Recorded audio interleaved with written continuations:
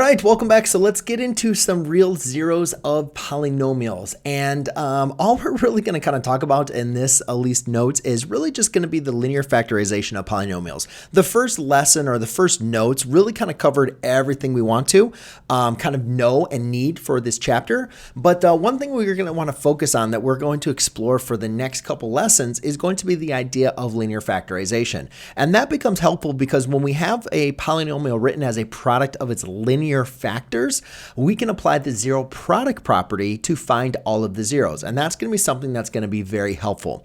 So what I'm going to do is I'm just going to help you practice writing a polynomial as a product of its factors, known as linear factorization. So you can basically see sometimes each one of these factors is going to be, each one of these linear factors. The reason why it's linear is because our variable x is being raised to the first power, all right?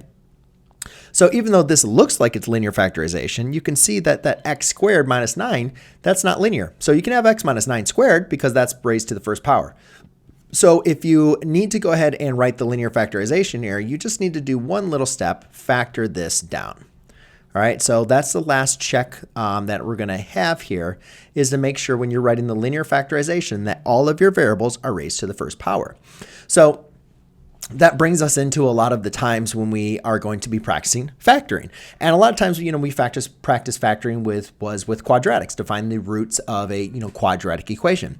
And we're going to basically apply the same process here. We're just going to be dealing with some higher powers for our polynomial. So in this first example, I can factor out an x, and that's going to leave me with a x squared minus 5x plus 4.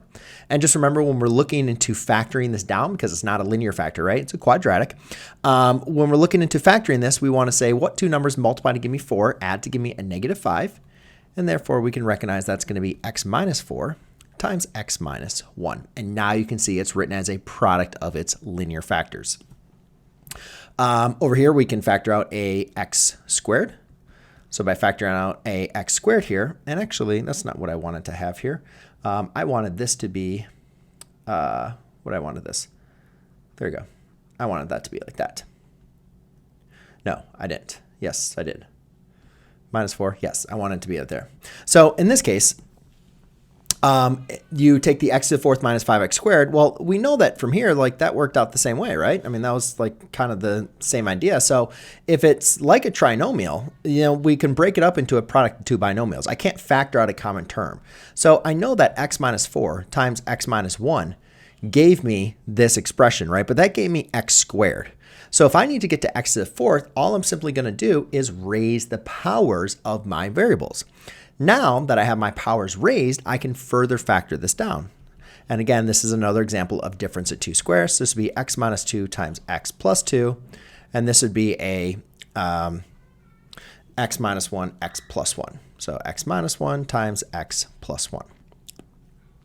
And then here we have an example of not just a trinomial, but now we have a polynomial with 4 terms. So when we're looking into factoring down polynomials with 4 terms, what we're going to want to look into doing is factoring by grouping. So to factor by grouping, the first thing we're going to want to do is we're going to group the first 2 terms and the second 2 terms. Now, sometimes that can be confusing when you have a negative sign.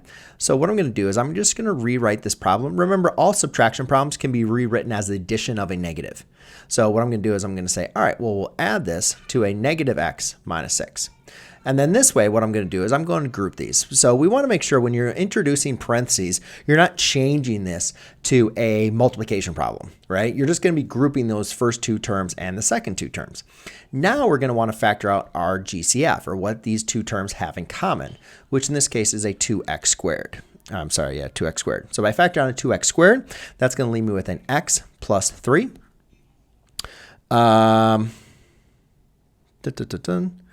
And that's coming into some problem here because that's not going to work here. I think I need a 2 as well here.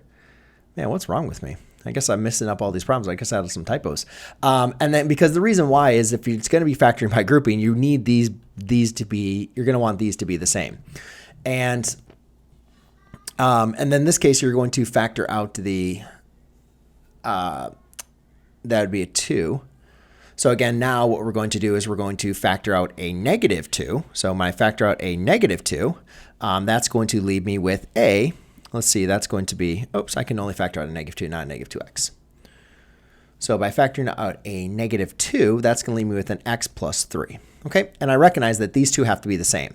Now, again, my two terms are separated by subtraction, so I can factor out this x plus 3, and that's going to leave me with a 2x squared minus 2, which again, I need to simplify this, and I can factor out this 2, and that's bring that to the beginning, and then that's going to leave me with a x squared minus 1, which again, another difference of two squares. I can rewrite this as a 2x plus 3 times x minus 1 times x plus 1.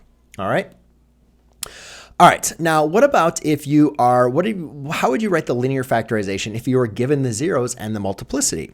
So remember, when you're given the zeros, we can write all the zeros like x equals 0 and x equals 2 and x equals -2. Right? Now, again, the multiplicity is going to tell you the power of the factor. So using our idea of linear factors, if these are our zeros, that means x minus 0 is one factor, x minus 2 is another factor, and x plus 2 is our other factor. So we can set these equal to y because the product of your factors is equal to your variable y. And then since my multiplicity here is 2, I'm just going to raise that to the second power.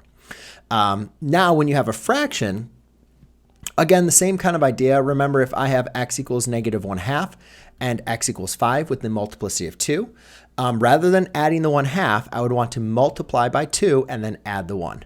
So my one factor is a 2x plus 5, and then this factor is going to be an x minus 5 raised to the second power.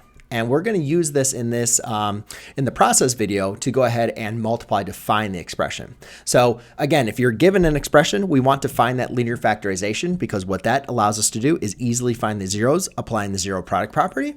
And if we are trying to write the equation, we want to go from our zeros and multiplicity to that linear factorization. So therefore, we could multiply the equation to find the polynomial. And that's what we're going to work out in the next video. So I'll see you guys there. Cheers.